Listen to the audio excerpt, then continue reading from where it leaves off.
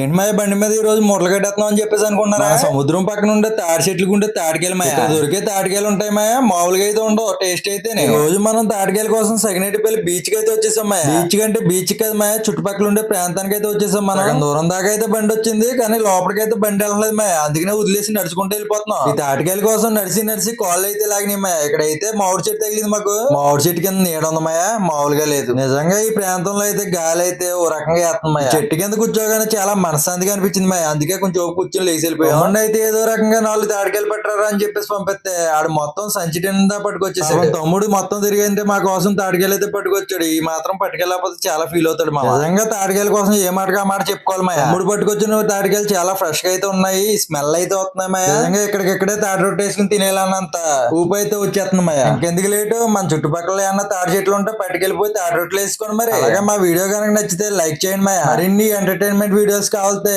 Compulsory మమ్మల్ని అయితే subscribe చేసుకోండి మాయ.